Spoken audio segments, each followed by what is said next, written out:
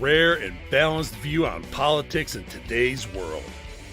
Based on facts, born of rationality, common sense, and logic, providing context on today's events. This is American Perspective with Rick Thomas. Hello, everyone, and welcome to American Perspective. I am your host, Rick. Well, I'm running behind. What else is new, right? Anyway, I was going to tell you guys the America's at a crossroads. And last night with the Democrat Party wins, the DSA wins and things like that, we really have not much time in terms of what's coming to us. And I'm just saying, folks, yeah, we really have got, we really got to hope and pray and get these folks who are coming in. We got to get everybody back on track, man, because if we aren't careful, we are going to lose what we have. We are going to lose what we have. And I'm just saying, there's a lot of questioning that's going on here, because of what's happening. And I'm now, there are some people out there who are saying things like, oh, the win of El Sayed, is good for the Republican Party. But I'm just going to point something out. The Republican Party isn't really all that cohesive either. So, yeah, there's some serious questions that are running across. You're running across with all of this, okay? I'm just saying, if you're not nervous about the upcoming midterm elections and the subsequent 2028 elections, you really ought to rethink your position within everything, because I got to tell you,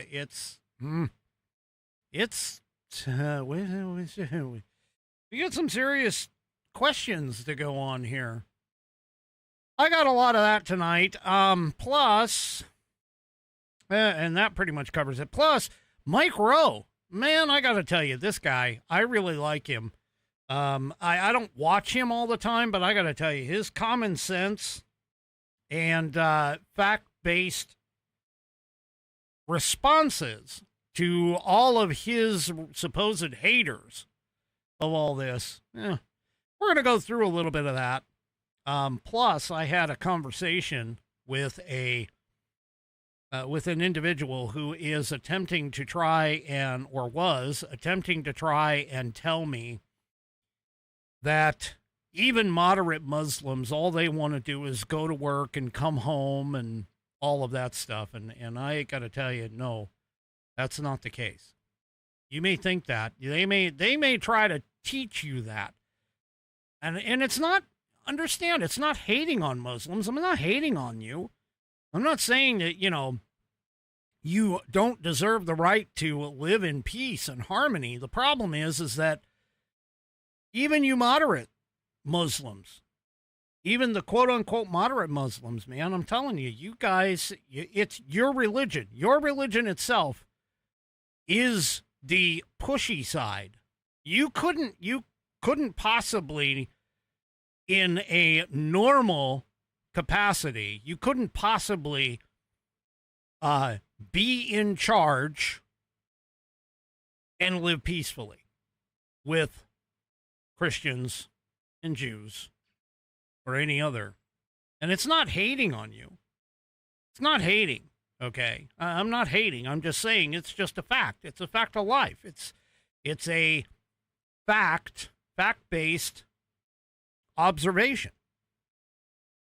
So anyway, we'll get into all of that here in just a minute. But first, we have up for the Pledge of Allegiance none other than our own 3 Chevy. But before we get to 3 Chevy, of course, we got to let everybody know what day it is. Oop. There we go. Down to business.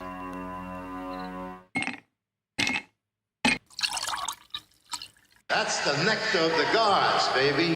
And that means it's Whiskey Wednesday. It's like Taco Tuesday, but for badasses. And tonight, well, I'll tell you what I'm drinking after the pledge, but we know it's Whiskey Wednesday, so get out your whiskey. Here we go. Tonight's pledge is none other than 3 Chevy, so if you are of mine, please stand or remove your hat if you're wearing one like me. Place your hand over your heart and follow along with 3 Chevy as he recites the Pledge of Allegiance. I pledge allegiance to the flag of the United States of America and to the republic for which it stands, one nation, under God, indivisible, with liberty and justice for all. And, of course, I thank you, 3 Chevy, for sending me that wonderful pledge.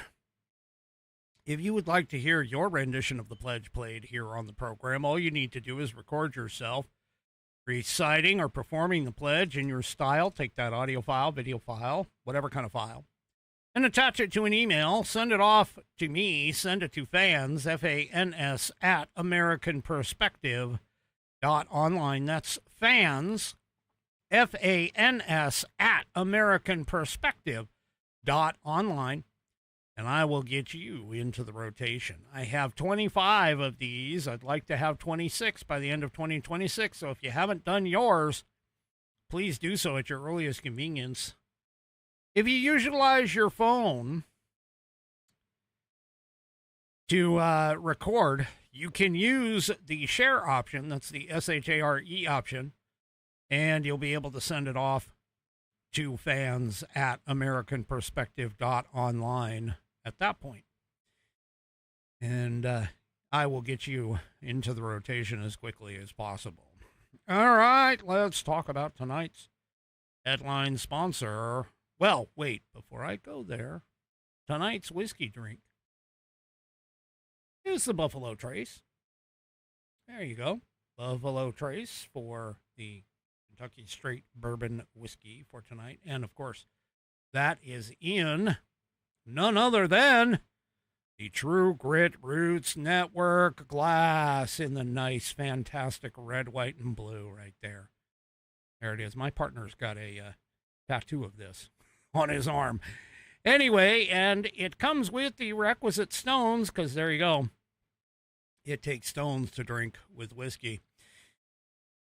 First sip.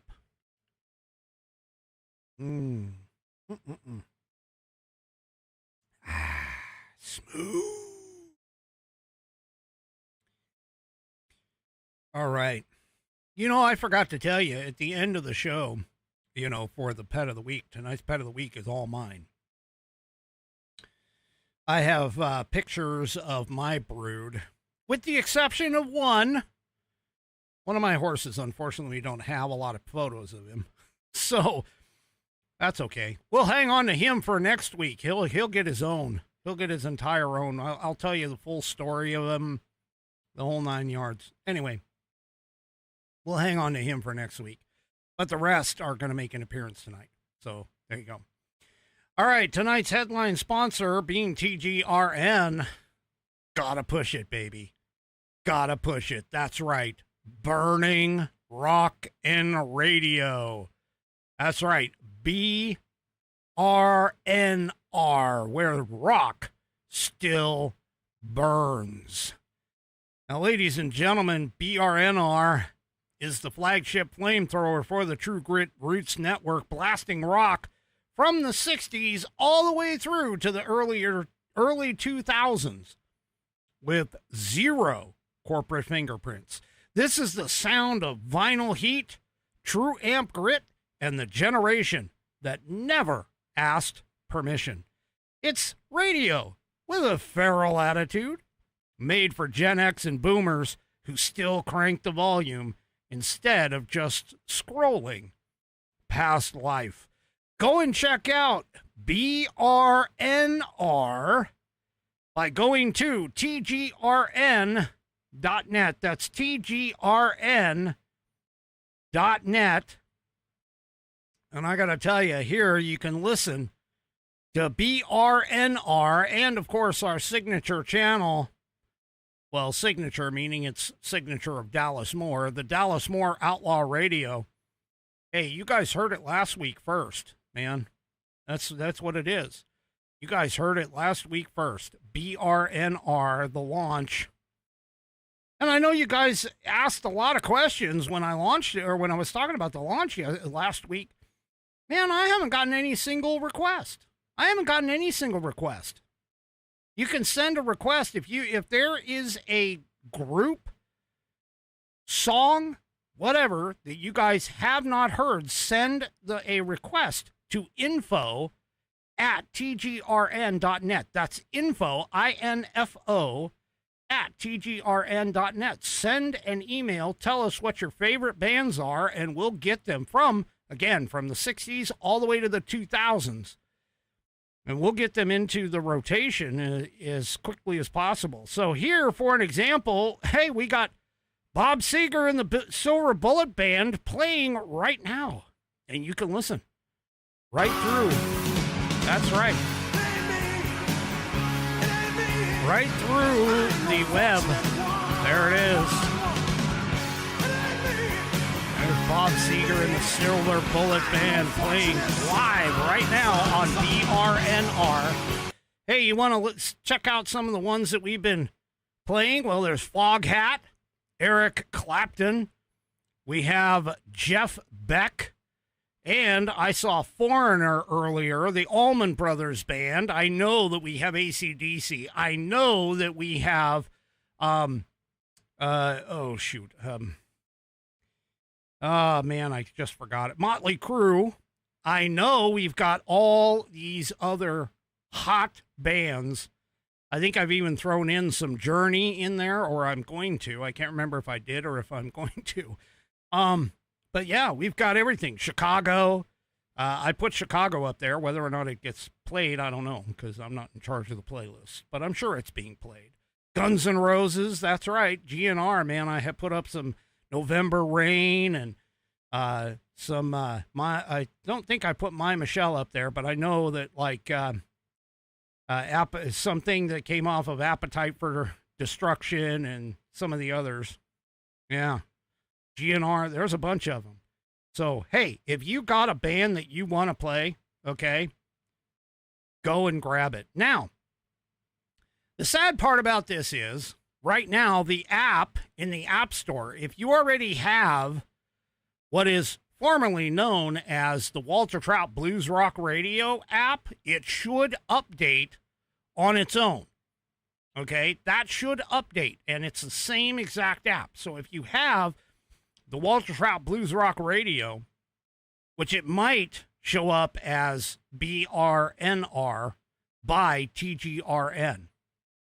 So, yeah, seriously, you guys are starting to list some good bands there. I mean, we've got, Rat.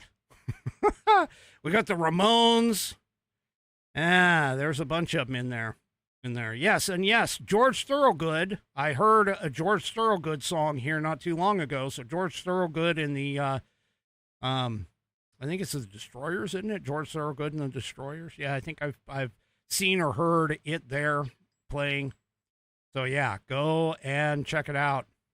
There's Ted Nugent right there, Free for All. Yeah. So there you go. You want some Poison? You want some Cinderella? You want some of that? Yeah. Just send us an email, info@tgrn.net. And, yeah, suggest all of them. Anything, of course, that is honestly guitar-centric. I'll just put it that way. Yeah, I've got, I think Great White is up there. I've got Thunder. I'm trying to think. There's a couple others that I put up there. Bon Jovi, I mean, seriously, come on. Anyway, do it all. Head on over to tgrn.net. You can listen right through your, the Clash, Sex Pistols. Put them all. Come on, send them all. And you want to listen to Dallas Moore Outlaw Radio as well, which is, country outlaw country. You can listen to both. You can also download the app from the App Store. If you don't know which it is, just head on over to tgrn.net, click on one of the two, and it should pop up with it. Yeah, Metallica. Yep, I got Metallica up there. Van Halen, I think we have some Van Halen up there. I didn't put it up there, but I'm sure we're due. If we don't, we'll get it. I'm telling you. Sam Cooke. Yeah, there's a bunch of them. Go ahead. Put them all on there. And, go and check it out. Check it out right now. tgrn.net. And we thank you for listening. Go and check it out. Great. Download the app and take us with you. All right. Enough said about all that. Yes. Yeah. Yep. Hey, anything. Put it up there. I'm sure my partner, who also gets the emails, not just me, but my partner does too.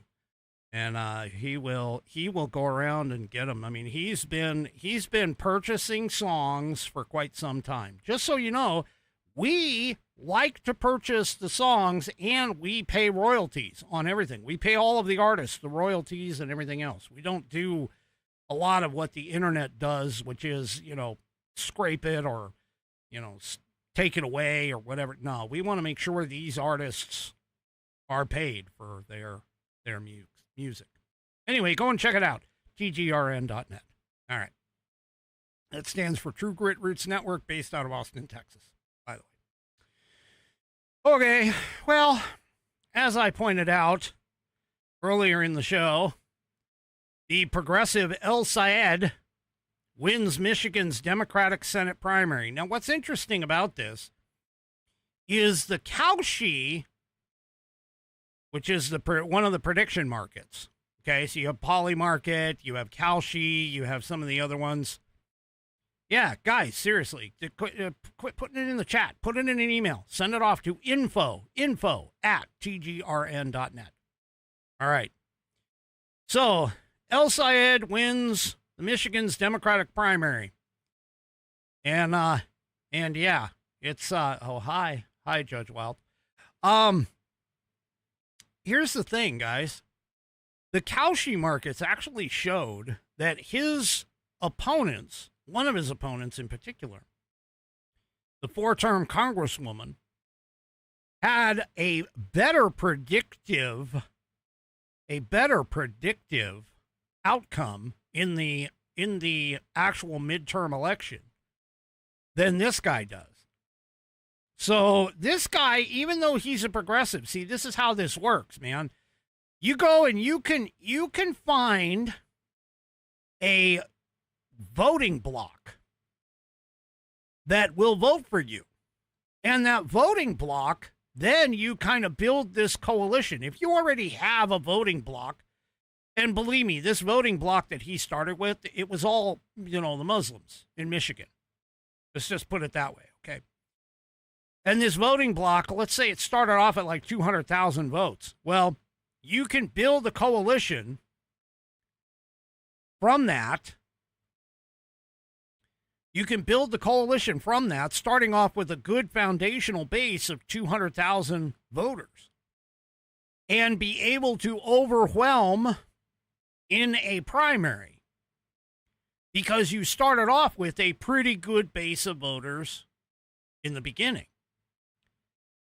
Now, that may or may not function or translate very well to the regular elections. And the reason being is because his progressiveness, okay, and his socialistic tendencies, his communistic tendencies, the things that he talks about, yeah, they may not go over very well with the American people. And this is one of the challenges that some of these people have been having. They're winning primaries, okay. But when it comes to the general election, they may not be as appetizing to the average American. And see, this is part of where the Democrat Party is starting to lose out, and they've become more and more progressive. But as we've seen, the more progressive and the more left they get, and by progressive, I actually mean regressive, but the more that these people move to the left and want to do things like big government and have all your taxes go and make free everything for all, and all of you, and seizing the means of production and tearing down all of the structures and things that we have been, like the Senate and the Constitution and the Declaration of Independence. Average everyday Americans, they're not interested in this. So even though this is happening, it may not necessarily mean that we're going to, be in trouble in the midterms. However, I caution you, because the biggest challenge is the fact that while this may not be happening today,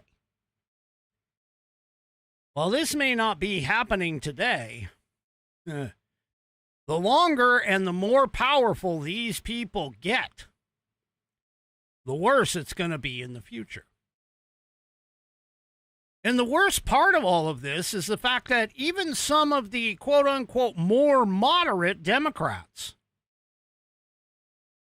I don't know if I'd necessarily call any Democrat a moderate now. Okay. Well, I already covered that. I said that we should start supporting the oath, because if you want to tear down the Constitution, you can't. You literally can't swear to support and defend the Constitution like they are supposed to do when they take their oaths of office.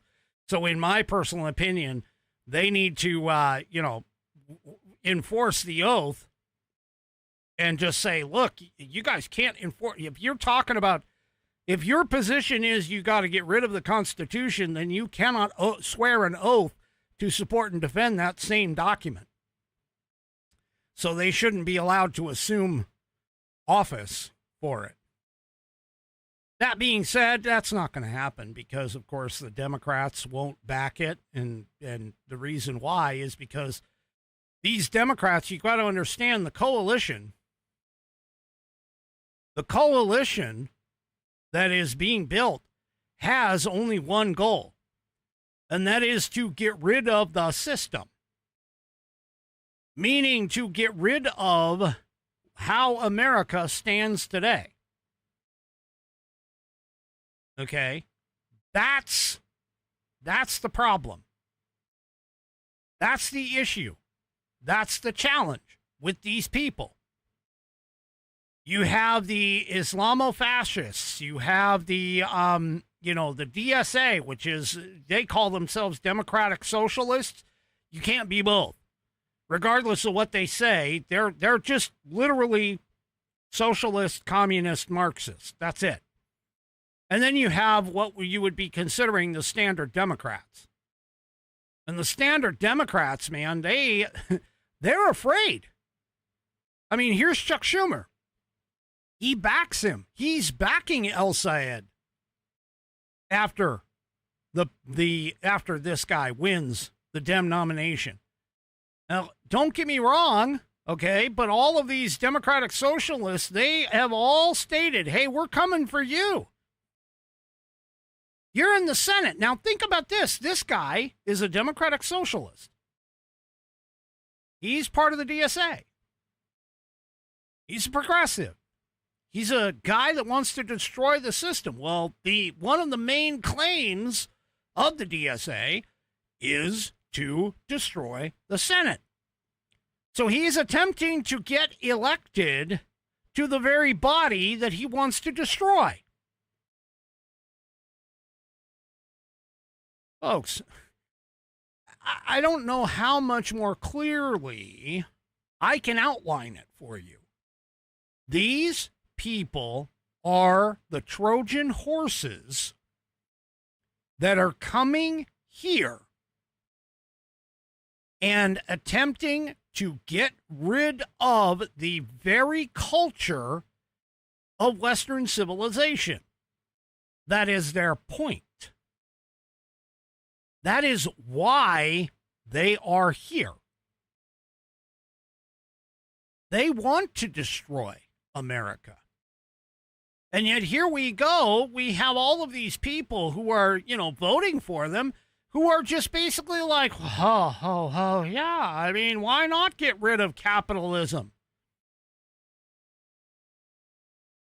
Why not? Well, you're texting that on social media with a $1,200 iPhone and so on and so forth. Wearing $250 tennis shoes and, sucking down a $15 latte or whatever at some Starbucks somewhere. Yeah, but capitalism is the problem. Sure. Now, that being said, again, I'm just going to point this out, is that because this guy won, Republicans should be pretty happy. And that, could be true, because this guy, the farther left he goes, the farther away from the more moderate independent people that he goes away from, the less likely they are going to necessarily side with him. Now, the example, of course, is Bill Maher. Bill Maher, who is let's just say it, he's a progressive leftist. But even he is sitting here saying, you know what, my vote's in play. Because I don't want this guy. I don't want the far left communists. I don't want them.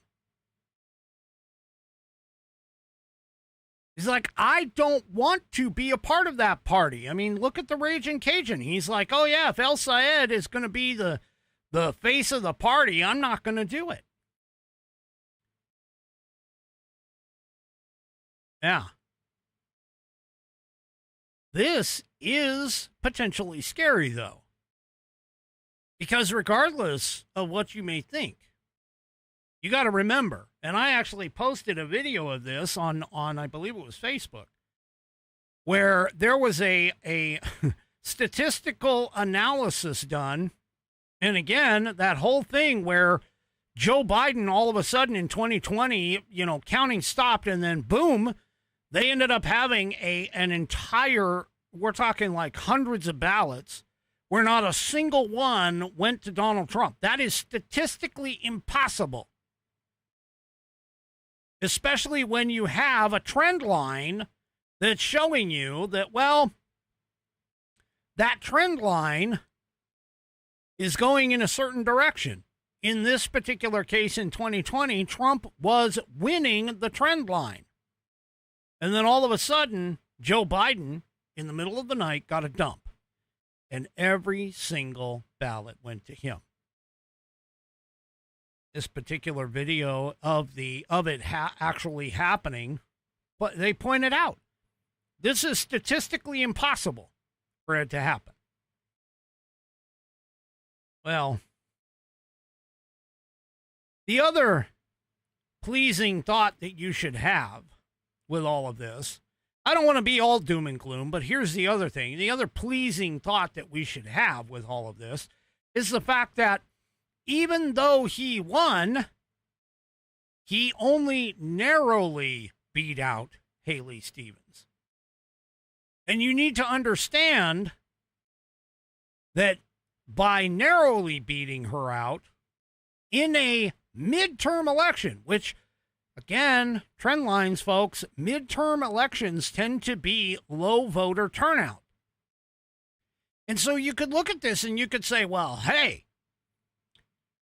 this just means that, it took less votes to actually put him over the top. And that would be true. And I'm going to basically say that, while that may be true, just the mere fact that this guy even got on the ballot and was able to win is a bit disconcerting. Because again, you're looking at this and you're saying to yourself, wow, how in the hell did he get on the ballot in the first place? Same thing with Graham Plattner up in Maine. You know, the guy has a Nazi tattoo, was accused of sexually abusing women. How did that happen? And he was chosen by the Democrats at first. He wasn't going to back down. Well, the thing about it is, people, is that these are symptoms. These are symptoms of a much larger problem that we have here in America. Because of the fact that they, and by they, I mean the Marxists, have infiltrated many of our institutions, especially the institution of education, and have eliminated things like actual civics classes to be able to manipulate young people's minds to the point where you have a lot of young people, because that's the predominance of the Democrat Party, honestly, is young people. Okay? And this is reflected in things that you're seeing today in the polling. For an example, there was a Washington Post Ipsos poll that was released last week that has illustrated the problems posed by the rise of the DSA. Now, according to this poll, it's in an opinion piece by the New York Times. According to this poll, a solid 75% of identified Democrat voters said that they would consider voting for a candidate for president who identifies as a democratic socialist. Now, among all registered voters, though, a majority, 54, keep in mind, this is not a big majority, but a 54 to 42 split. All registered voters said that they would not consider supporting a Democratic Socialist presidential candidate. Now, obviously, the Republicans were in the 88% no, but there's a 10% yes there. Independents broke less of a big split. Independents, according to this poll, broke 54 to 36. People, the challenge that we have here is not the fact that the Democrats themselves are going for these kinds of people.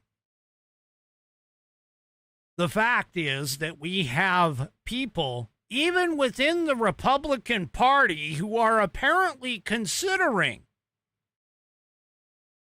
to vote for a Democratic Socialist. When we know that the Democratic Socialists of America, one of their co-chairs, says it publicly, hey, we want to destroy the Senate. We want to destroy the Constitution. We want to destroy the Declaration of Independence. We want to get rid of prisons. We want to get rid of borders. We want to do all of these things that are antithetical to the literal construction of this country. And you have 10% of people in the Republican Party that are even doing this. And 36% of independents that are doing this. We're at a crossroads here, folks. And I don't think a lot of people actually understand what kind of a position we're in. And the fact that this is showing up in a midterm, thank God it's not a presidential election. But this is just giving you an indication in terms of the trend as to where this country is going. I guarantee you that if these people gain power, America will never, ever be the same. And I'm not saying this as hyperbole. I'm saying this as fact. These people want to fundamentally change America, just like Obama did. Obama wanted to fundamentally change America.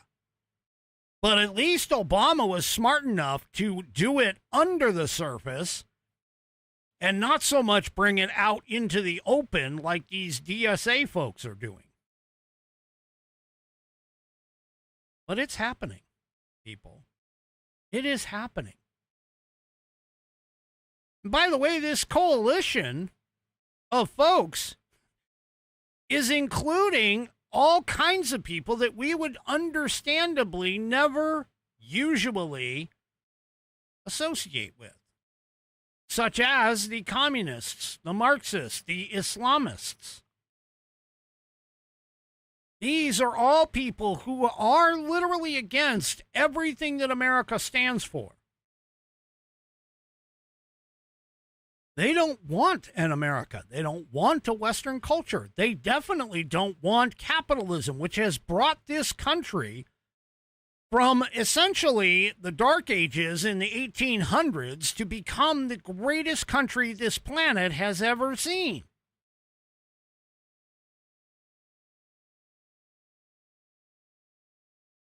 And all of the wonderful things that we take advantage of today, like the ability to speak your mind, the ability to criticize your government, the ability to transmit on the internet and to say the things that you want to say, the ability to practice the religion that you want, how you want to do it, where you want to do it, for the most part. As long as you're not interrupting others or influencing others, you can do pretty much what you please within the laws of the country. None of that will be the case under these DSA idiots, or eventually the Islamists, the Muslims that are going to be taking over. Because I promise you, you're looking at El Sayed and you're thinking, yeah, he's a DSA guy. No, he is of the Muslim faith. You have Ma'am Danny over in New York City. He is of the Muslim faith. Believe me, they are not going to leave you peacefully alone. They keep telling you this, but they're not going to.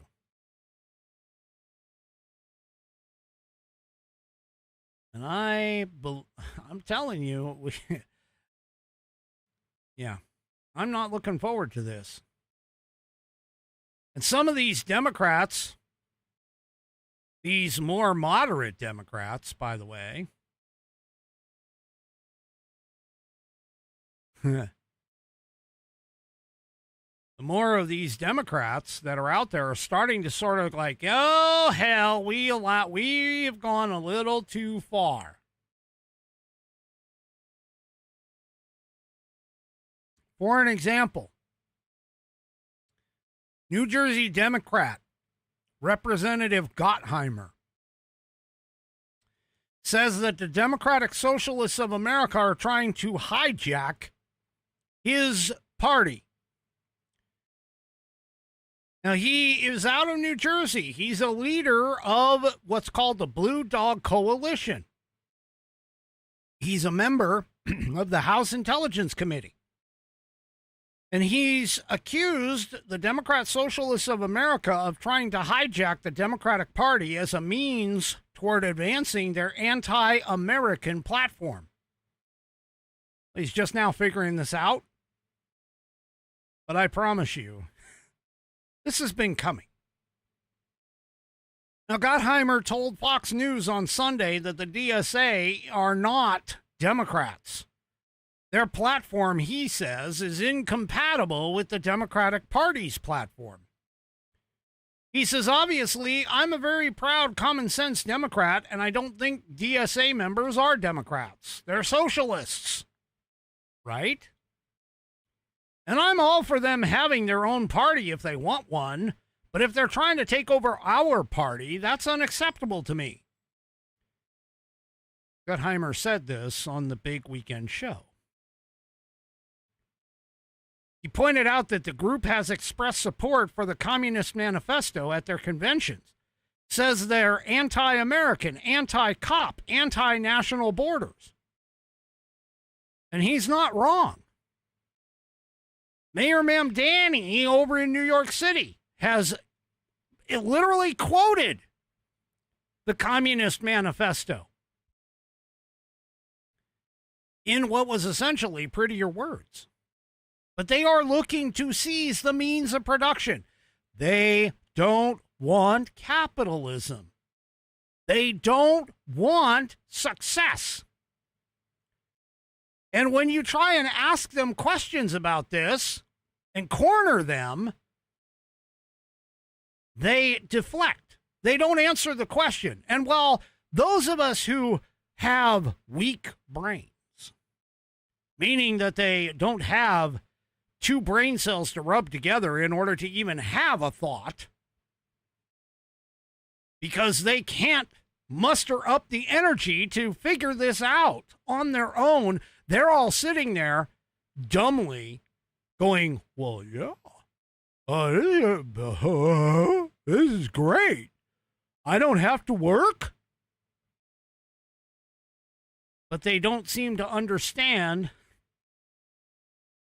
government produces nothing. Government produces literally nothing. And anything that the government has stuck its fingers in cannot be done as efficiently or as cheaply as the public sector can do. And these DSA people, they're like, yeah, capitalism stifles innovation. Really? Capitalism stifles innovation. Capitalism is what has made innovation flourish.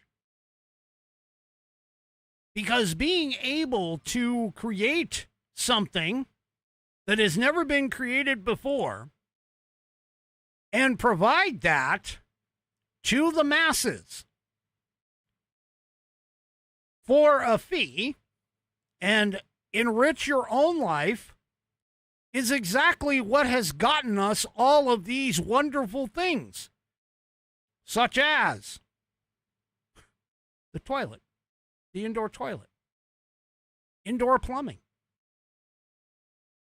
the internet, television, walking on the moon, computers,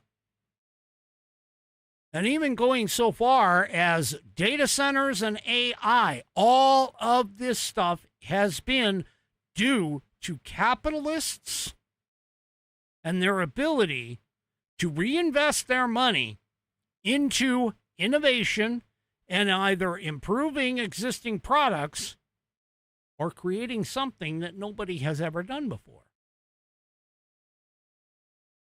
This is not government doing this. Yes, government has funded it in certain cases, but this doesn't mean that it was creating it itself, because it wasn't. It's private entities who have essentially been working and had the idea of the whole capitalist system that has created the vast majority of what we have today. See, and the thing about it is you look back throughout history, everybody knows Henry Ford. Henry Ford. There's a lot of people, if you were to ask somebody today, they would say, oh yeah, Henry Ford created the car. No, he did not create the car.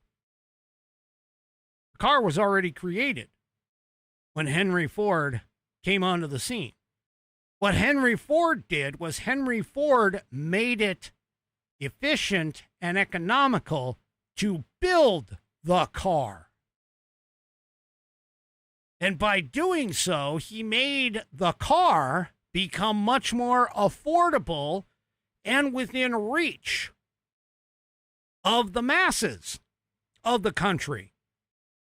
And because he created this idea of the assembly line, he not only created more work for people, he created an efficient way to mass produce these vehicles, thereby making them cheaper and more accessible to more people, which is exactly what capitalism does. Exactly what capitalism does. See, the U.S. government produces nothing. The U.S. government produces literally zero that it cannot, or that it doesn't take from somebody else. It just doesn't.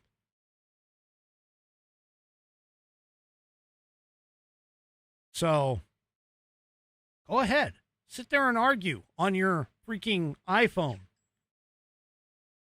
You know, the innovation of plastic, the innovation of energy production like gas and oil and all these other things, you know, all of this is innovators. The innovation of the telephone, the telegraph, fiber optics, to be able to communicate at pretty damn close to the speed of light across vast distances of ocean, to be able to be connected throughout the entire world. The idea of using chemicals as storage for energy to create batteries. Yeah. All of this stuff was created and innovated because of the capitalist system. And these DSA morons are literally looking to tear all of that down. Now remember, communism, socialism, Marxism, they all lead to the same place, which is essentially the government controlling, the government taking control of the means of production.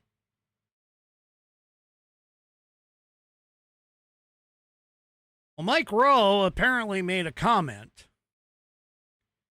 on X. Now, Mike Rowe is a common sense guy. He is a guy who talks about things like college not being for everybody and encouraging that, hey, you need to embrace the idea that we need people here in this country who can actually work with their hands. Because far be it from the feminists to fully understand this, but the world doesn't work if men and others, because there's not that many women that are a part of this, but if men stop going and getting into blue collar, what is considered blue collar work, electricians, mechanics, linemen, all kinds of different, I could go through an entire list that are vastly overpopulated by men, that women have no desire to enter. None whatsoever. Well, that being said, Mike Rowe being an advocate for dirty jobs, meaning the jobs that nobody wants to take, but that are extremely necessary toward the actual function of the infrastructure of this country, the foundation of this country.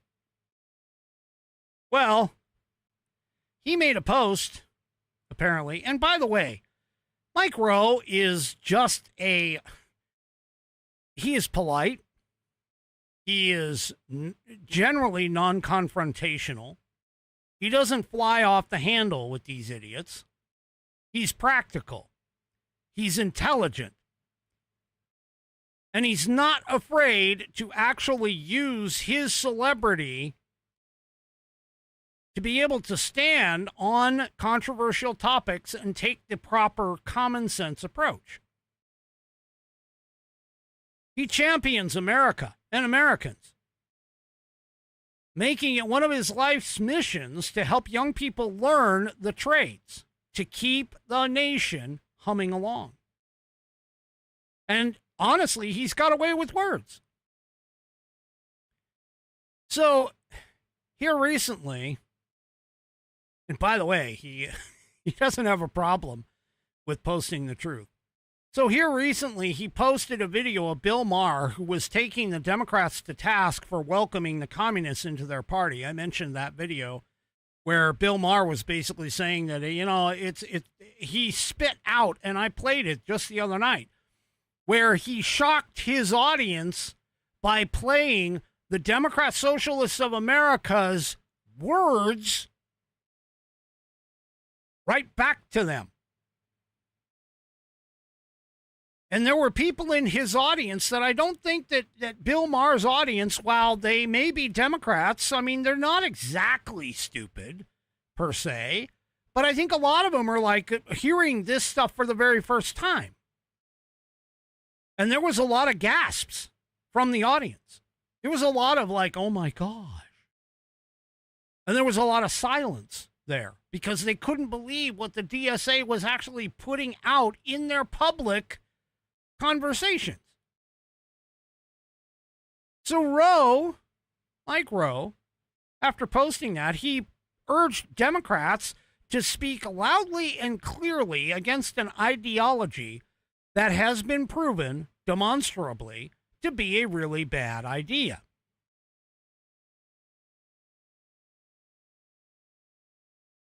See, what a lot of these Democratic Socialists of America try to sell you, which is what the Islamists try to sell you, is that, oh, no. This isn't that. Meaning that the Democratic Socialists, they're not socialists. They're democratic socialists, which is different. And I'm sorry, but the reality of it is, if you take and put lipstick on a pig, it's still a frickin' pig. I'm sorry. It's I'm just saying. You put a lipstick on a pig, wipe the lipstick off, it's still a frickin' pig. Well, he had response from them, from a lot of them, 7,600 comments after he had posted this. Oh, yeah, eyelashes on a pig, too. Yeah, you try and pretty up a pig. I mean, you put pearls on it, put it in a dress. It's still a freaking pig. It's still going to want to wallow in the mud. It's still going to oink and eat whatever the hell it wants. You know, so on and so forth. But anyway. Where was I? Oh, yeah. Yeah. So Mike Rowe, he posted or replied to many of these comments. And he goes, he posts this. He goes, not the way I planned on spending my afternoon, but 7,600 comments should not be ignored. Bots, trolls, and personal attacks notwithstanding. The critics of yesterday's post were dominated by a large and vocal contingent who rushed to remind me that there's a difference between socialism and communism. No, there's hardly any difference between socialism and communism. And in fact, he even mentions it right here. So he posted some of these. He starts off with Shelley R. Moore. Shelley R. Moore, who wrote, Mike, you know there's a difference between democratic socialism and communism, right?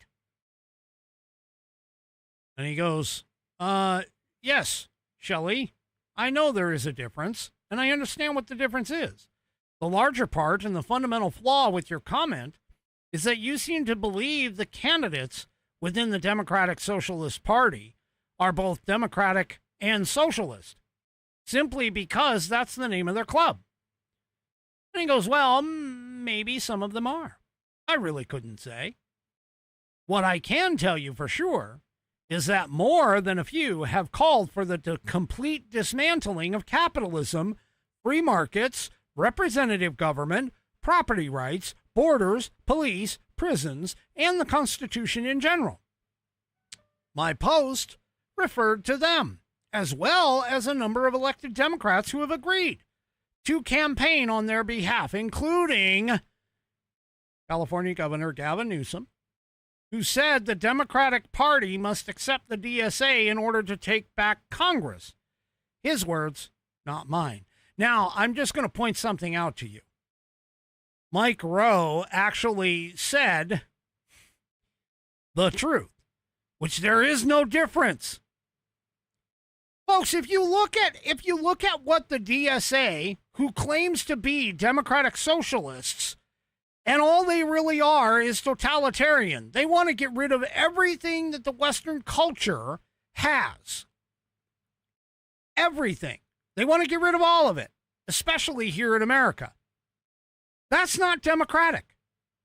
And if you notice, by the way, I seem to recall just in 2024, they didn't care about their democratically elected candidate, Joe Biden, stepping aside and having the cackler, Kamala Harris, installed as their candidate. Nobody wanted her. Nobody liked her. And that is subsequently why she lost. You had the exact same thing happen to Graham Plattner up there. Graham Plattner in Maine. Yeah, he got elected. That was their elected Democratic representative in the primary. And rather than allowing him to continue on his way, because he couldn't beat Susan Collins, they just subsequently said, okay, well, we're going to pick somebody. And they now have this guy, Troy, something or other. So there you go. Okay. Now, he goes, we continue. This is Mike Rowe replying to Tracy Steele. Tracy Steele writes, wow, I cannot believe Mike Rowe said this. He has a huge reach and is actually spouting the word communism like it's the 1950s. Wow, wow, wow. He responds and says, wow, indeed, Tracy. And thanks for noticing the size of my reach. Because contrary to popular belief, size does matter. Little double entendre there. He goes, to say it again, I am not the one spouting communism or conflating socialists and communists. The word itself is being spouted by members of the DSA who are using it to describe themselves. I'm not accusing them. I'm just quoting them. And that's the truth. You listen to these people. The Democratic Socialists of America basically re-encapsulated Karl Marx's idea of to each according to his abilities and according to his needs, or something along those lines. Yeah, these people, I'm telling you, this is amazing. Now, what's even worse, honestly, is a number of people that have come out and tried to attack anybody, it doesn't matter who it is, anybody who basically says, hey, you know what? I've read all of this stuff. I see what you are saying. And I am basically throwing what you are saying back at you. And you're telling me that you're different, but that we're handing everything over to people who literally want this.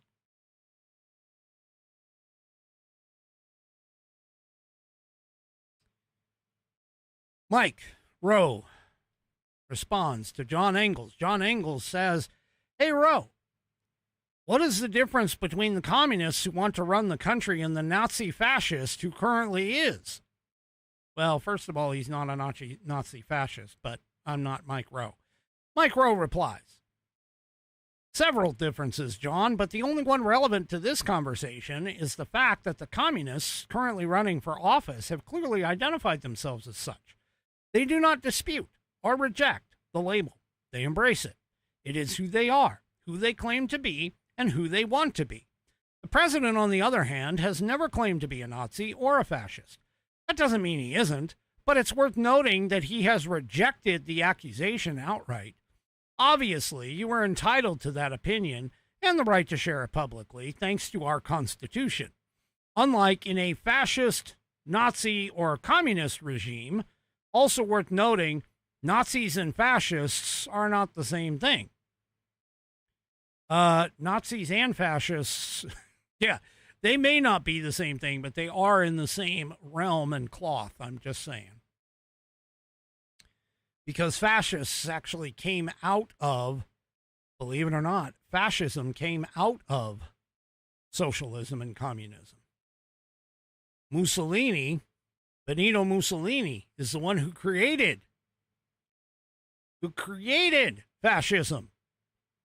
And he was a socialist prior to that. Just so you know. Anyway, to continue on.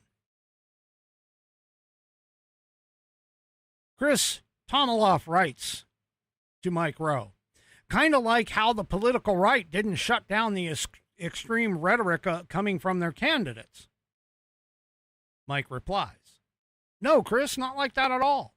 In the video I shared, we saw examples of prominent Democrats saying things like, 'We need to elect more communists.'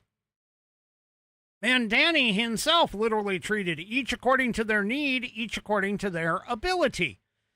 That's a direct quote from the Communist Manifesto. Yes, but what exactly is the corollary from the right? Are prominent Republicans tweeting, "We need to elect more Nazis? We need to elect more fascists? Eat the poor"? I don't think so. John Engels may think that Trump is a fascist and a Nazi, but Trump disagrees, and so do the majority of the voters. Communists, on the other hand, say it loud and proud. I'm inclined to take them at their word. Person by the name of Beto Ojeda, Ojeda, says, "Mike has always leaned to the Trumpian view of things, but never states it, so as not to alienate everyone. But we know how to read between the lines. This communist talk is McCarthyism 2.0. Mike Rowe responds, "I wasn't around in the 1950s, Beto. But from what I've read, it was indeed a very difficult time to be a communist in this country. Lots of private citizens were dragged before Congress, made to take loyalty oaths, and blacklisted in their places of work. I can't justify or condone it, but I can explain it. We had just fought a war, a hot war, against fascism and Nazism, and just began a Cold War against a communist regime. The existence of an organized communist party in this country at such a time strained the limits of tolerance. But who do you think we're really less tolerant? But do you think we're less tolerant today than we were 75 years ago? Do you really believe my comments about the communists who claim to be communists are synonymous with another Red Scare? If you haven't noticed, Chris, no one in the DSA, including the communists, is being dragged before Congress and made to swear a loyalty oath to the Constitution. Today, a communist in America can run for office with the endorsement of the governor of California and the tacit approval of a major political party. Seems to me we're about as far from McCarthyism as we can get." He continues, As for my desire to not alienate anyone, I suppose I am guilty of that. I run a foundation that is open to people of all political beliefs, and we've assisted lots of Americans who lean to the left.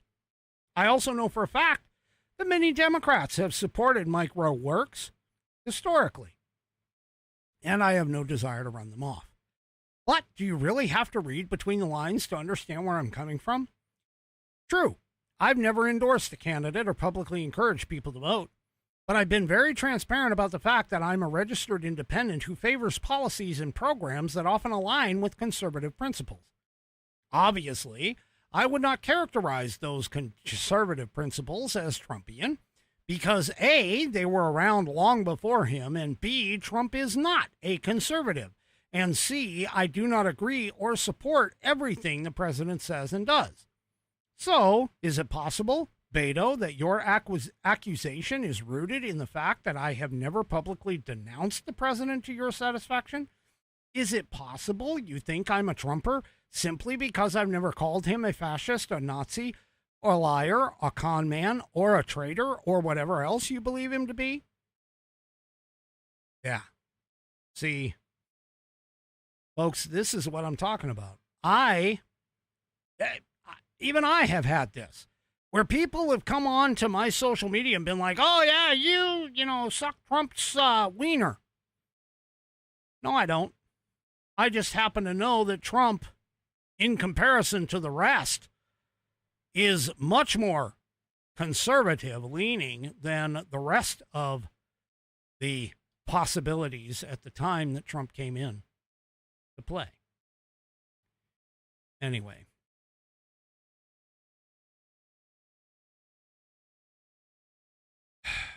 Anyway, this continues on, and you can go and take a look at all of this. Okay. And I'm just telling you, people don't seem to understand that where we are at right now. We really don't understand where we are at right now. We are at the crux. We are at the crossroads. We are at a point where if we do not start protecting what is America, there will be no America to protect. As Ronald Reagan once put it, democracy or freedom is actually it. Freedom is never more than one generation away from being destroyed. And we're right now the generation that can either save it or let it go. I'm choosing to save it. I'm choosing to save freedom and independence. I'm choosing, and that's in fact where this channel came from, is I'm choosing to uphold my oath, which is to actually support and defend the Constitution against all enemies, both foreign and domestic. This is the time. We are at a crossroads. We are at a historical crossroads in our lives right now. But it's not just the DSA, folks. It's not just the DSA. There is a religious crossroads that we are at as well. See, this country was founded upon Judeo-Christian principles and values. Regardless of what the left wants you to believe, this country is not a secular country. It was not built on secularism. In fact, the founders, many of them, all believed in a higher being, a power, a creator, a God, the God in most cases. But at the same time, they also recognized that there were other religions that were available. Believe it or not, reportedly, Thomas Jefferson did actually have a Quran. And while a lot of people sit here and say, well, that was his advocacy for Muslims in America, no, that was just him saying, hey, I'm interested in them from an intellectual part or point of view. I'm not necessarily becoming a Muslim, but I am simply saying that they are a religion. And in order for us to be the bigger people, we are going to espouse the fact that America is a place where you can come for your religious freedom. Because whether you know it or not, Thomas Jefferson, while he was religious himself, And it may not have been the Christian religion. He did believe that you should be religious and that you should practice your religion, but that you should practice your religion in private. That you should practice your religion, it was a personal choice, not one that necessarily had to be out in the public. And this is part of where this whole philosophy came from of, hey, religious freedom is open and available to everything. And that they built this country in the Constitution on things like all men are created equal.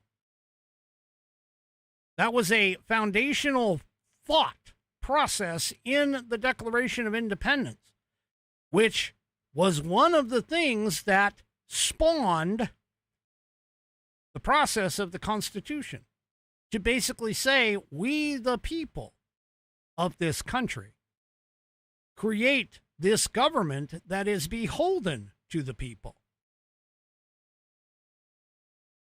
That the people are the higher power.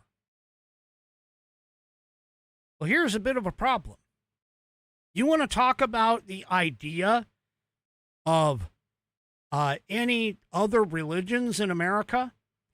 You want to talk about the ability of other religions to actually coexist with the Christian religion or the Jewish religion or Buddhist religion or any of these other religions?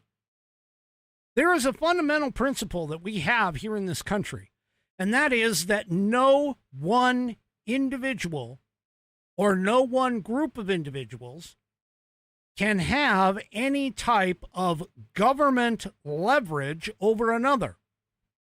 It's called equal protection. That no matter what religion you are, no matter what skin color you are, no matter what sex you are all treated the same. And that what makes the difference is not whether or not you are of a particular religion or of a particular sex or of a particular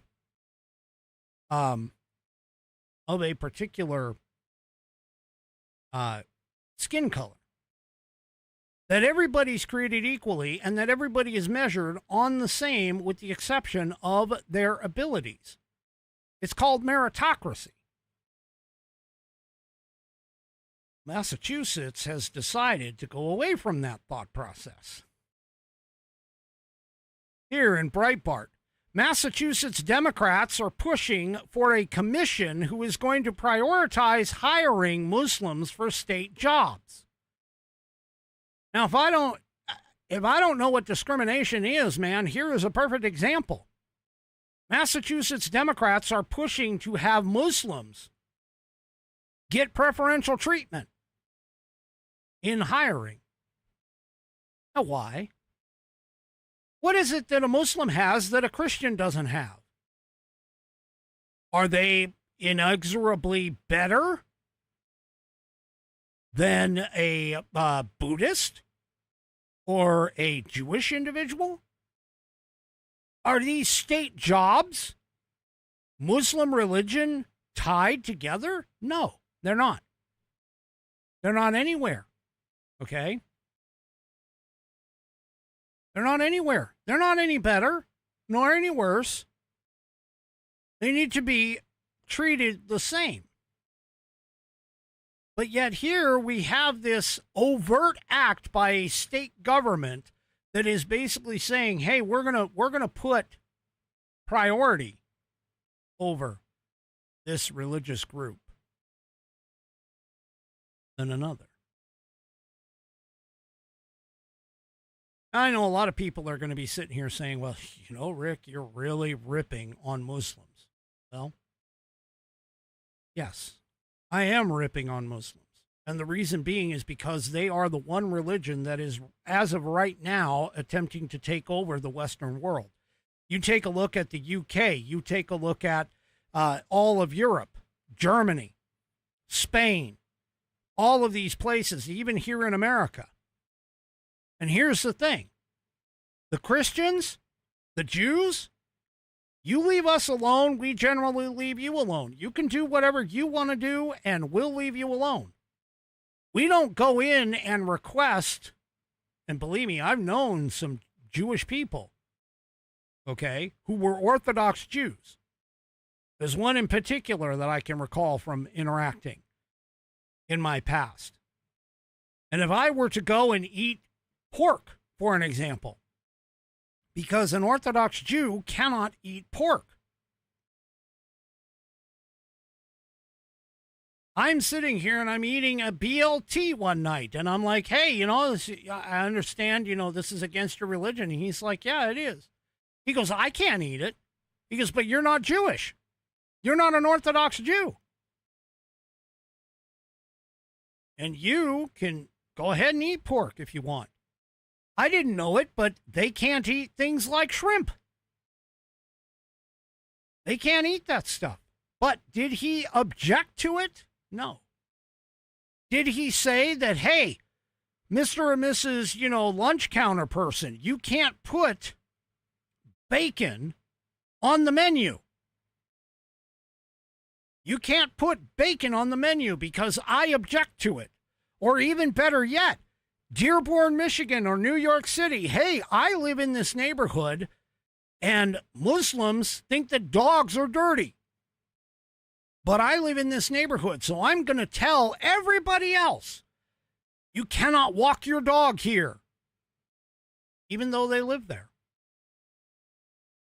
Now, you sit here and you try to tell me that the Muslim religion is, oh, it's so peaceful.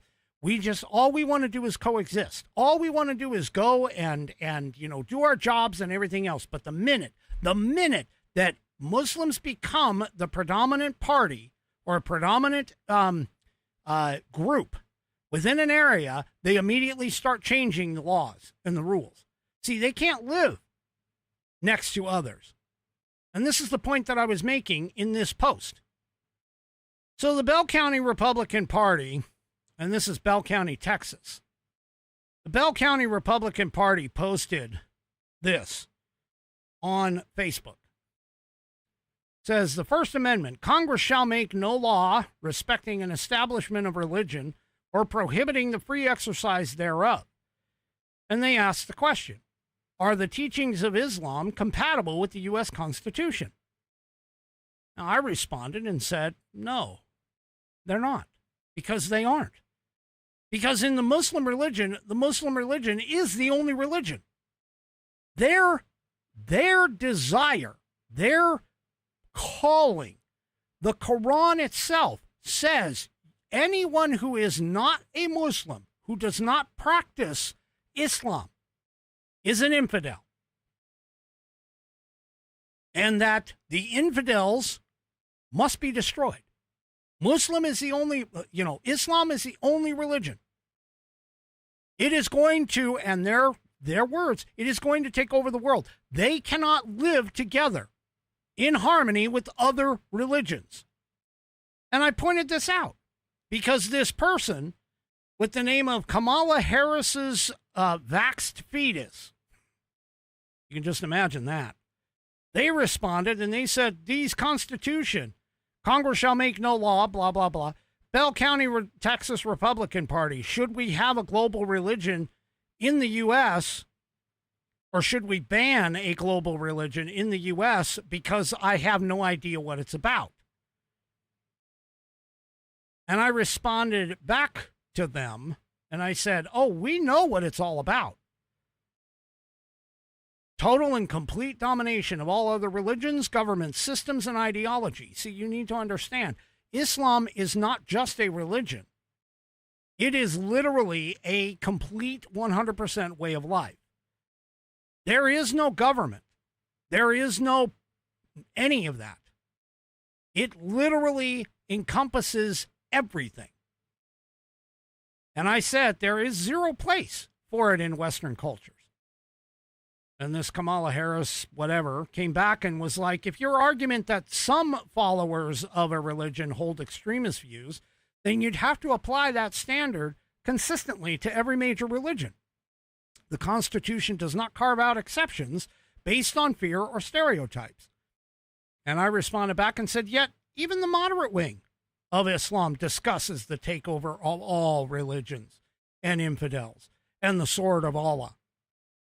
Because does that not exist in the Quran in all sects of Islam? Meaning sects. Yeah. They responded back, whoever this is, says, yes, there are versions of the Quran about, or there are verses in the Quran about warfare, just as there are violent passages in the Bible. The question is how they're interpreted and applied. Have you talked to many Muslims? Oh, yeah, I've talked to a few. Because most are just living their lives, raising families, going to work, practicing their faith, claiming that even moderate Muslims are all committed to conquering everyone else isn't supported by how the overwhelming majority of Muslims actually live. We'll get back to that in just a second. I responded back and was like, yeah, I have, and among many others, as have many others. Because things that moderate Muslims want are infringement on the rights of others. All you have to do is look at Dearborn, Michigan, or even New York City, which is exactly what I just told you. The fact that the followers of Islam can't coexist with other religions. If so, these areas wouldn't be pushing out the public as they are today. Just look at Dearborn, Michigan. There are Christians in Dearborn, Michigan that are literally feeling the pressure, that are having to sell their homes and move because of the Islamists that are in that area who have taken over. Shit, the mayor of Dearborn, Michigan even told a Christian person who basically said, hey, look, you guys, naming this street for a, prophet of Muhammad or whatever. I mean, this is wrong. You guys shouldn't be doing this. And he told them, you need to just get out. And that's supposed to be a moderate Muslim. See, the problem is moderate Muslims are not moderate. They really aren't. Anyway, I was like, hey, can you allow your kids to go to school that serves pork? Absolutely not. You'll complain until pork is removed from the menu. You can't just not eat it and let it go like Jewish and other religions do. You can't deal with dogs because of your beliefs, so you wait until you gain the majority and then change the rules, which is exactly what is happening in New York City. They've got signs posted. Don't walk your dog here. This is Muslims. And if you go and walk your dog, even though you've lived in the neighborhood for years and generations of people of your family could have lived in that neighborhood, and you automatically are told, yeah, you can't walk your dog out here. No. I continued and said, if all you wanted to do is live in peace and practice your religion in peace, then items in public wouldn't bother changing. I go, that's a fallacy that you try to sell people, but there's massive examples of doing the opposite. Person came back, says, you making claims about what Muslims want based on a few stories and social media narratives. The overwhelming majority of Muslims in the U.S. aren't campaigning to ban pork or replace the Constitution. Yeah, they are. Hello? They are. They're doing it. They are doing it. Just look again. Dearborn, Michigan, Minnesota, New York City, places in Texas, even now. There are places where mosques are going up all over some cities in Texas. Yeah. Oh, they're not attempting to replace the Constitution, but the Constitution is literally antithetical to what Islam preaches. And I replied back and I said, seriously? Social media stories? Total and utter nonsense. Anyone who cares to look can see the examples all over. When Muslims are not in the majority, they absolutely just go about their business. But once that changes, they immediately start making changes. Look at all the examples throughout history up until 5 minutes ago. Every Muslim majority nation today that originated as any other religious majority has very few, if any, of the original religion left. You are trying to deny the historical record that clearly defies your claim. Keep trying to throw the BS around to those that don't see the truth and know history. Useful idiots are everywhere, unfortunately. Now, here's the point. Okay? And let's take a look at this. The historical expanse of Islam in the Middle East. The Byzantine Empire, which was the Eastern Roman Empire, was a stronghold of Christianity. Where did it exist? Syria, Egypt, Mesopotamia, a place that they consider, this isn't the state, but they consider it Palestine. What's there now? What's in Syria? What's in Egypt? What's in the old spaces of Mesopotamia and Palestine and the place that they call Palestine? What is it? What is all of that? They're Muslim. They're Muslim. North Africa, major center of Christianity with figures like St. Augustine. Arab conquests immediately turned it to Islam. There's not a single Christian found in that area, with the exception of Spain. Spain still holding Ceuta as an example. Then you have the advancement into Spain and France itself. Yeah. Then you can even go so far as to even talk about like the Ottoman Empire, which is a Muslim empire.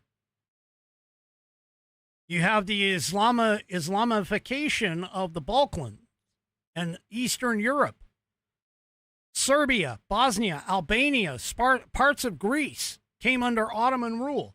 Bosnia remains a majority Muslim country today. Albania has a significant Muslim population. Places like Lebanon and Iraq, or sorry, not Iraq, Iran. Iran was a Persian nation before the Muslims came in and the Ayatollah took over in the 70s.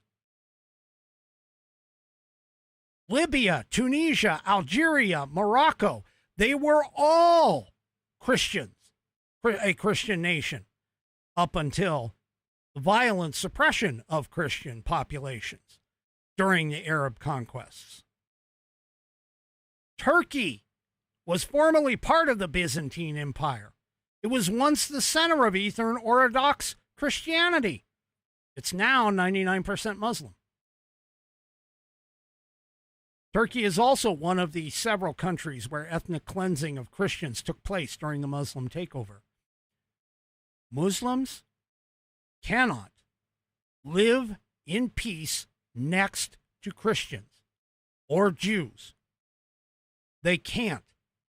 If you even go into Israel, there's a place known as the Temple Mount, which is a very holy site for literally both religions.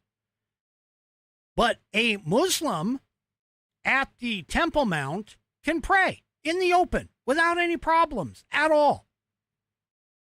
A Jew does that, they're going to get arrested. The same exact site, equally important to both religions. Muslim can pray in the open without any fear of repercussion, but a Jew can't. And that is even within Israel. Folks, I'm telling you, these are examples across the board, all over the place. There is no way that the Islamic religion, that a Muslim is going to be able to sit next to a Christian when they get into power. There is no way. Christians will immediately get eliminated. Look at what's happening over in Africa right now. We've got a crisis over there. We've got a crisis over there.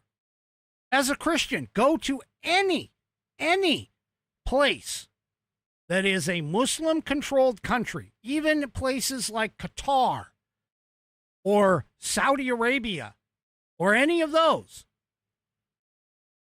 go and try and pray openly. You can't. And you want to talk about moderate Muslims? Yeah, moderate Muslims. Okay. UAE. Oh, yeah, women are treated very well in UAE. Really? They don't intermingle. What are you sitting here talking about? They don't even intermingle. You have to have women's bathrooms, or not women's bathrooms, but like women's pools and places where, yes, they can dress a little more Western per se, but they're still separated from the men because of the religion. Those are what I would consider. I mean, they're an ally of ours. Aren't they moderate?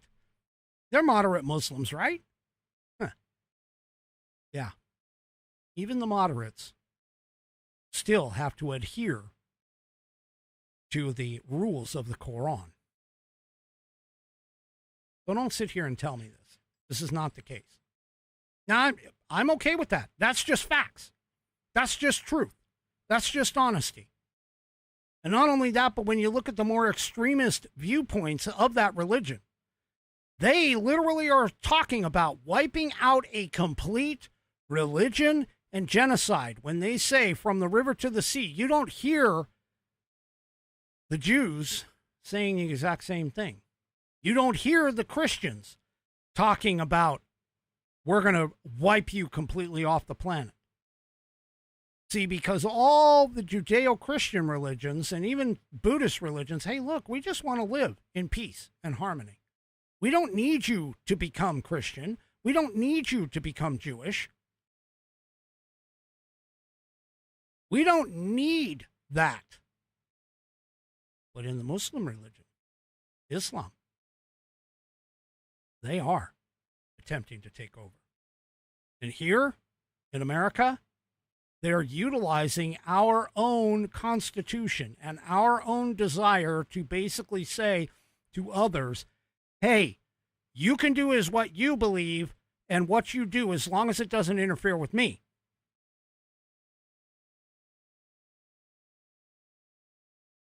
But they can't live that way. They can't. Even the moderates. Because if the moderates actually wanted to put down the extremists, they would. Because the number of moderates in the world is much more than the number of extremists.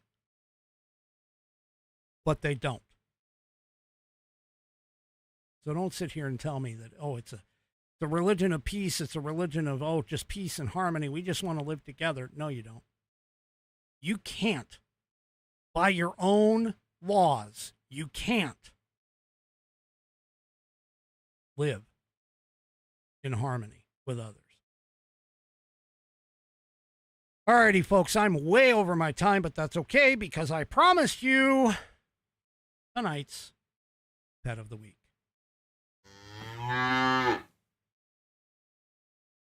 All right, for tonight's Pet of the Week, folks, we have my brood.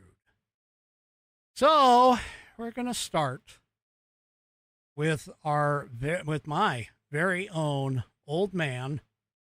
Here, let me get this off the page. But my very own old man. This is Angus. Now, this was in front of our Christmas tree last year. And there he is. That is Angus. He doesn't like his picture taken, by the way. So for him to actually look into the camera like this, yeah, trust me, that was an amazing thing. Now, Angus is a half American Staffordshire Terrier and something else. We have no idea because Mama, who was a full-bred or purebred American Staffordshire Terrier, she was the people that owned her. The people that actually owned her, they bred American Staffordshire Terriers. And she ended up escaping when she was in heat, and she came back pregnant. So they have zero of an idea in terms of where he went or where she went. So we heard anywhere from a collie to a Rottweiler. I have no idea. I don't know what he is. So anyway, there he is. He's just a sweet dog. He is consistently attached to my side. We laugh about it, but I am always his emotional support human. Okay. So, yeah, he is consistently attached to my side. He is a one-person dog for the most part. And yeah, he just, anyway, so he's always around me. He gets nervous if I'm not there. And he gets upset whenever I leave the house without him. So pretty much we kind of go just about anywhere. Anyway. All right. Next up is our kitten. I'm going to say kitten. Is right over here. There is Cleo. Now, Cleo is somewhere in the realm of 21 to 25 pounds. I'm just making a rough guess. She's huge. She is a pretty big cat. She is a mostly indoor cat, sometimes goes out, but not much. And anyway, she's big. When she jumps or, attempts to jump or whatever, well, she's not the most coordinated. I'll just put it to you like that. She has challenges climbing things. She's not a climber. And some of that could be due to her size and her weight. But she does have a habit in the mornings where she has to get treats before she'll actually eat her regular food in the morning. And so the joke is that within the family is that she has to go to church in the morning and receive her kitty, quote unquote, communion, which is a Catholic thing. But anyway, and so I have to serve it up to her. And there you go. She will take treats from the hand, sometimes not very nicely, but it does happen. She hasn't drawn any blood yet, as far as I'm aware. So there you go. And I only give her like 4, maybe 5 of those treats before she has to move on. But anyway, as you can see, Angus and her get along. She came in after Angus. And Angus is actually very tolerant of any of the other animals. So, in fact, sometimes he'll even wait to like drink water or something if one of the cats is in drinking out of the water dish. Very respectful that way. And there's Angus in one of his extremely relaxed poses on his bed. Anyway. And there's Angus, of course, going with us everywhere, because he has to go with us everywhere, because otherwise he won't. He doesn't like being alone. And he's actually destroyed some metal kennels in the past. We've had like metal wire kennels that he has literally ripped up. So yeah. Anyway. And then we have Badger. Now this is a extreme close-up of Badger. Now Badger is our barn cat. And here, let me kind of make it a little bit bigger. So Badger is our barn cat. He is mostly Bonnie, only in the car when we have other people with us. In the truck, when he rides with me, he's usually in the second seat in the cab, but then bounces back and forth from the front seat to the back seat in the truck. So anyway, so this is Badger. Badger, he's like I said, he's our indoor-outdoor cat. He came to us by way of our neighbors. He decided that he didn't like the dog that they had. Even though they owned him technically before they moved, he ended up adopting us. So, yeah, so there he is. And this is my old boy. This is Sawyer. And Sawyer is a half quarter horse, half Arab. And he's, for those that don't know, he is considered a bay. Meaning a dark brown. And as of right now, he is a little over 30. He doesn't do anything but just hang out. Well, actually, both of them just kind of hang out in the pasture. But he is the last of my original horses that I've owned for quite some time. His brother, who was opposite of him, he was a kind of a cream-colored horse. His brother Dunny, full brothers. He unfortunately died while I was in Italy on a job of colic. Now this is the one that colicked a couple of years back, yeah. So they love standing by this tree. There's a tree in their back pasture, and they love standing by it and hanging out by the trees. So anyway. I do not have pictures of my other horse, which is the one that I'll show you hopefully next week. And here's a picture of Badger again, hanging out in the sun. He likes to come in and sleep every once in a while, especially when it's wintertime. Wintertime, he tends to spend a lot more time inside next to the fire, but in the summer, he likes to be outside. He's literally an outdoor cat.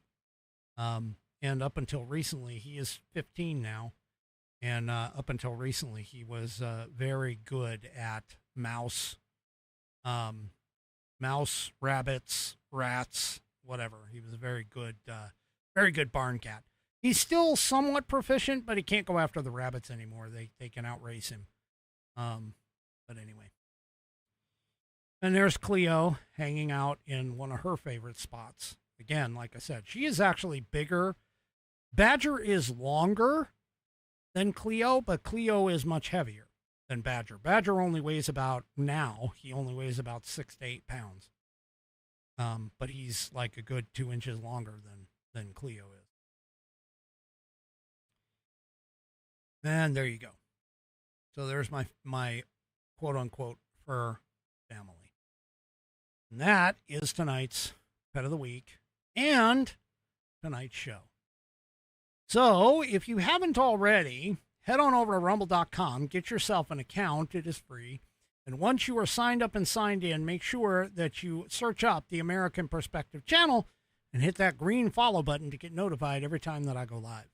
Oh, also, too, if you want to have your pet featured for Pet of the Week, all you need to do is send me some pictures, video, whatever, some information, obviously, some of the deets, and you'll be able to get your Pet of the Week featured on Wednesday night shows.